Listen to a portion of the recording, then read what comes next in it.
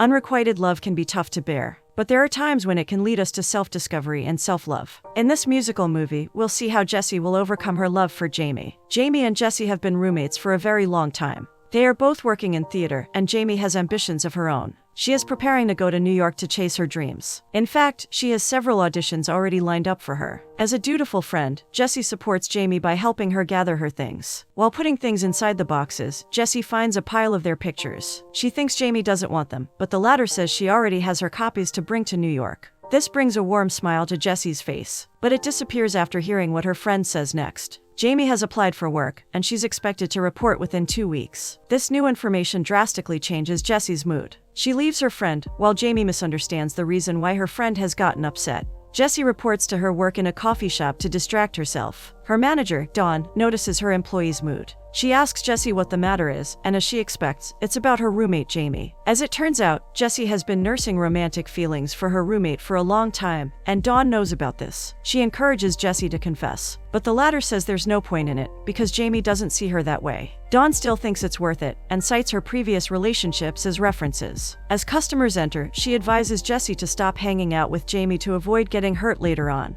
Then she offers to set up blind dates for Jessie. In the first musical scene of the movie, Jessie lets out her repressed feelings for her friend, and Dawn tells her to either confess or let it go. By the end of it, Dawn is determined to pull Jessie out of her romantic plight. In the next scene, we see Jessie meeting up with someone whom Dawn has set up for her. But it doesn't work for Jessie. It seems like she's just not ready to see other people, because she still has feelings for her roommate. Nevertheless, life continues, and she has her own things to get busy with. Currently, she's auditioning for a role in the local theater. Jamie comes in to support her. But, as shown, Jamie is more well-known within the theater circle. Almost everyone knows about her upcoming move to New York, and they wish her luck. Jessie is not oblivious to this, but she still tries her luck. She walks off the stage to gather her things when Jamie calls out to her to meet at their favorite spot by the beach at sunset. Jessie agrees. Then we get the second musical of the show, focusing on Jamie's aspirations and apprehensions at this upcoming chapter in her life. After the impromptu performance, Jamie visits Rhonda, her girlfriend. They share a sizzling time together, forgetting their other responsibilities as they get their fill of each other. Unfortunately, Jamie forgets about Jessie. The latter dutifully waits by the beach until sundown.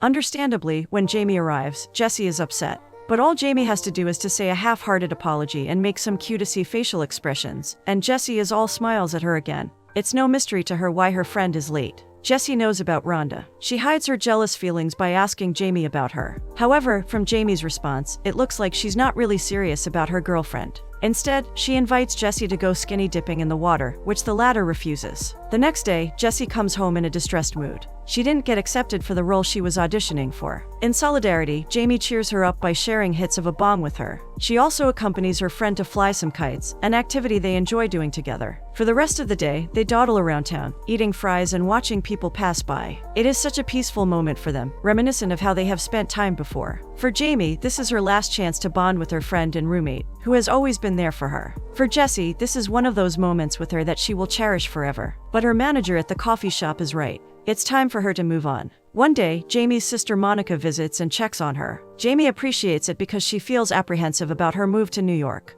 Just as this is exhilarating for her career-wise, it's also something new to her and causes concerns. Monica assures her sister not to worry. She believes Jamie will be successful in her endeavors. They look inside a room where there are several boxes. It's been decided that Jessie will also move out of the house once Jamie leaves, so all the things they don't need will be put up in a yard sale. Jamie wants to assure her family that she can live on her own, although Monica says their father will give her money. Meanwhile, Jessie is on her second blind date. The woman is a dental hygienist who likes to talk about astrology and other topics that make her uncomfortable. The woman seems to want to further their relationship, but Jessie is not keen to do so. She goes home in a low mood, but is surprised when she sees Monica there. Instantly, her mood brightens. Jamie inquires about her date, which surprises Monica. As it turns out, she was under the impression that Jamie and Jessie are in a romantic relationship, and she didn't expect to find out that Jessie is already dating others even before her sister has moved out. Monica is confused, because as far as she knows, everyone they know is also under the same impression. Except for Jamie and Jessie. The night ends awkwardly. In the next scene, we see Jamie and Jessie hanging out with their friend Katrina. From their conversation, we see that there's a slight tension between Jamie and Jessie. This starts when Jessie reveals that Jamie is auditioning for a famous role, which she actually wants to try as well. But since Jamie is the more favored one, Jessie can't help but feel bitter about the whole move to New York thing. When Jamie gets up to get more beer, Jessie reveals to Katrina that she's uncertain whether she can find another girl that she likes. Katrina empathizes, especially when Jamie is moving away. This takes Jessie aback, as she realizes everyone in their circle really thinks she and Jamie are together. The three of them decide to go clubbing. There, Jessie meets an attractive woman who seems to be looking for some hot action for the night. The woman's signal isn't lost to Jessie, so the latter says she's going to wait for her on the dance floor. Moments later, Jamie, Jessie, and their friends are already enjoying themselves on the dance floor. The woman earlier is already forgotten. As they dance, one can understand why everyone mistakes Jamie and Jessie to be in a relationship. They are sweet to each other and are not bothered by their skinship. To them, their behavior towards each other is normal for ordinary friends, but they are oblivious to everyone's opinion about them. Indeed, their sweetness cannot just simply be labeled as friendly and platonic. Things take a turn when Rhonda unexpectedly arrives. To anyone else, she's just another fling for Jamie. But Jessie knows her, and knows her place in their relationship dynamics. She instantly steps away and joins their friends. She can't help but look back at Jamie and Rhonda, who look like they are ready to devour each other right there. And then Jessie feels intense jealousy, as she wishes it could be her who does that to Jamie. Days later, Jessie meets her third blind date, Laura. Laura seems like a nice girl, and for the first time, Jessie doesn't feel weird about their meetup. But things don't take off as expected. As it happens, Laura hasn't moved on from her ex, and Jessie admits she is still too in love with her roommate to date other girls. The two of them decide it's not the right time for them. They go their own ways amicably. As Jessie walks across the park, she muses about her feelings for Jamie. She realizes she should have told her friend about her feelings a long time ago. Jamie's upcoming move has made her think that Jamie must know. She owes it to herself that her feelings must be known. She sees Jamie at the edge of the park. She gets excited to confess, however, Rhonda arrives on her scooter and invites Jamie to ride with her. Well, there goes her plan of admitting her feelings. The next day, Jessie is choosing which shirt to wear. This is a big day for her, as she is going to audition for an important role in their local theater play. Jamie sees her. She offers words of encouragement as she fixes her friend's shirt. Jessie still feels nervous, so she pleads with Jamie if she can come for support. Jamie agrees. At the hall, the two friends listen to others recite the script for the part they are auditioning for. When it's Jessie's turn, Jamie wishes her luck before walking towards the outside of the building where she will wait. That's when Jamie meets Helen, the play director. Helen thinks Jessie will do good, but personally, she favors Jamie. She convinces the latter to audition as well. Jamie has no choice, as Helen is already walking her towards the room, much to the indignation of other applicants. To worsen the situation, Jessie comes out and sees Jamie and Helen. Jamie tells her friend she won't stay long inside. Jessie is speechless, but she decides to wait for her friend. Understandably, Jessie is upset. After the audition, Jamie does her best to explain. She even emphasizes that she doesn't want the role, and that she genuinely wishes for Jessie to get it. A phone call interrupts Jamie. To her dismay, the caller is someone from the auditions earlier, telling her that she got the role. Jamie politely declines and says she has other work lined up in New York. She thanks the caller before ending the call, but not long after, it's Jessie who receives one. It's the same person, confirming that they are giving the role to Jessie. It looks like she's happy and excited as she listens for further instructions. But when the call ends, she looks angry. Jamie is baffled. Jessie blurts out that she is the second choice. She implies that it would have been better if Jamie did not come to the auditions, so that it would look like Jessie earned the role fair and square, and not because Jamie refused it. Her bitterness about how things always seem to come easy for Jamie, while she has to work hard for everything in her life, bubbles to the surface. And Jamie has no idea about how her friend has been feeling all along. In truth, Jessie's resentful that she's done everything for Jamie because she loves her. And now that she's trying to do things for herself, Jamie still gets them. That night, just as she closes up for the day, Jessie notices that one of the wheels of her bicycle is missing. As if on cue, it starts to rain heavily. She almost curses, as she feels unfair about all these unfortunate events that have been plaguing her recently. To her surprise, a woman approaches her and offers help. She's Elizabeth, one of the frequent customers of the coffee shop. She doesn't have any replacement wheels for Jessie's bicycle, but she does have an umbrella she can share with her. Jessie takes up her offer to walk her home. Since she refuses to leave her bicycle, she pulls it upside down and pushes it like a wheelbarrow. Jessie and Elizabeth have an enjoyable walk, despite the heavy rain and the disfigured bike. From their conversation, we learn that Elizabeth is fascinated by Jessie's theater career. She finds it more interesting than her ordinary life. Elizabeth wanted to be a novelist, but due to circumstances, she chose to help with the family business. Then she studied computer engineering. Jessie feels light and comfortable when opening up to Elizabeth about her career. Before they know it, the rain has stopped, and they have arrived near Jessie's apartment. Before they part ways, Elizabeth invites her to sail on her boat over the weekend. Initially, Jessie is excited, but she remembers her promise to help Jamie with the yard sale, and pack her things. Instead of taking no for an answer, Elizabeth writes her number on Jesse's palm, telling her to let her know if she changes her mind. Elizabeth's sweet demeanor is like fresh air for Jesse, after all the disappointments and bitterness from the past days. She feels a certain connection between them, and she is sure Elizabeth is aware of it, too. At that point, Jamie comes out and sees her friend talking to another woman. Things get a bit awkward between the two friends as Jamie checks Elizabeth out. When the latter walks away, Jamie comments about how hot she is. Jessie feels a bit disgusted. She can't help but ask if Jamie should always have everything, which leaves the latter speechless. In the next scene, we see Jamie having another tryst with Rhonda. Afterward, Rhonda writes a check and gives it to Jamie. It's worth a month's rent, and this is her way to show support for her girlfriend's career. Jamie appreciates the thought, but she doesn't accept the money. Then Rhonda remarks how Jamie is going to miss her.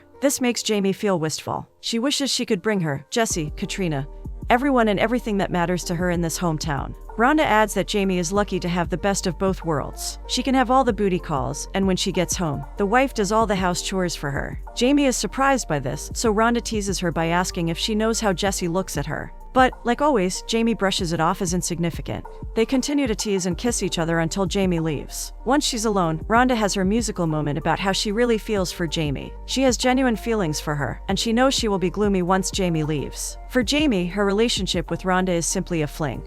But for Rhonda, it is one of the best moments of her life. It's curious how Jamie is oblivious to all the women who love her, and how she doesn't pay attention to what everyone around her is noticing. Ever since the misunderstanding during the auditions, Jessie has become indifferent towards Jamie. The latter tries her best to approach her and be friendly, but Jessie pushes her away. It can be because she's too disappointed that she hasn't admitted her true feelings, or because the resentment she has always felt about Jamie's easy life has piled up and has become too much to bear. When Jamie asks if Jessie will still be with her, the latter reveals she has a date with Elizabeth. Jessie acts tough in front of her friend, but in truth, she doesn't know what she really is feeling at the moment. The day of the yard sale comes. Only Jamie is there to sell the goods. All the people that have approached are inquiring about Jessie and if she's going to New York with her. Jamie clarifies that her friend still has 1 year left at school. She also clarifies that she and Jessie are not together. The people's reaction just proves how everyone has been looking at them all this time. She doesn't know where her friend is, so she feels alone, looking forlorn as she hopes to sell her things. In truth, Jessie has decided to visit Rhonda. She makes an excuse about her hoodie being left there by Jamie. However, she doesn't know exactly why she is there. At that moment, she is not thinking straight, just going along with her impulses. And one of them is to get to know the woman who has Jamie's attention and affection.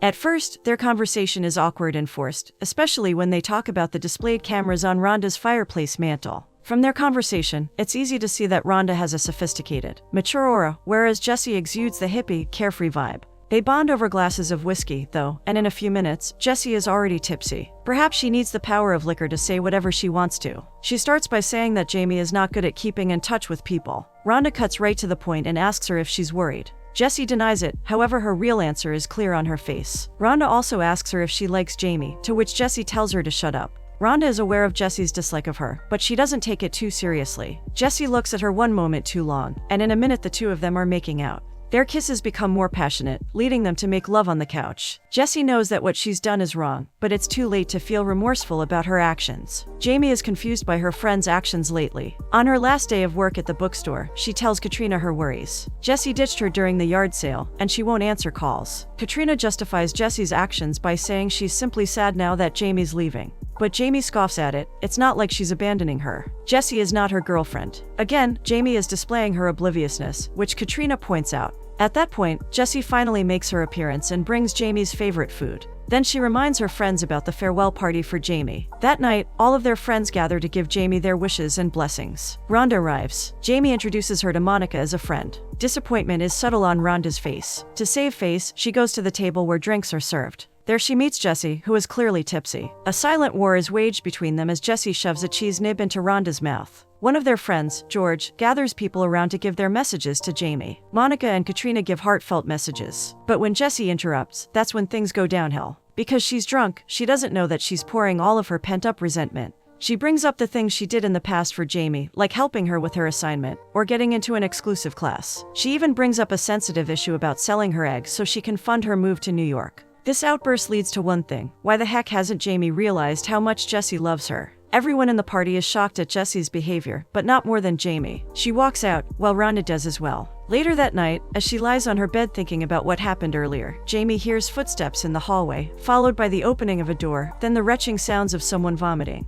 Jessie has returned, and she looks pitiful as Jamie comforts her and makes her feel comfortable. When she's done, Jessie apologizes for everything she said. Jamie doesn't give her a hard time about it. She helps her friend get up and get into her bed. Jamie is not someone who holds grudges, just as she's not someone who gets tied down in one place. She forgives Jessie, although it's unclear whether she understands the reason behind her friend's outburst. The next day, Jamie brings Jessie a piece of toast, which they share in bed. Their quiet moment gets interrupted when Jessie receives a call from Elizabeth. She's inviting Jessie to sail with her. Jamie urges her to go. Jessie enjoys her time as Elizabeth guides her on piloting the boat. After some time, they return to the dock. Jessie has truly enjoyed her time with Elizabeth. Before leaving, they share a kiss, which confirms their feelings for each other. But Jessie still needs to figure out what she's going to do with Jamie. That night, Jamie approaches Jessie as she eats her dinner. Then she shrieks as she spots a spider nearby. Jessie remains calm as she captures the insect and throws it out of the window. Jamie uses this as a prelude to seduce her friend. They kiss tentatively at first, then it turns into a full make-out session.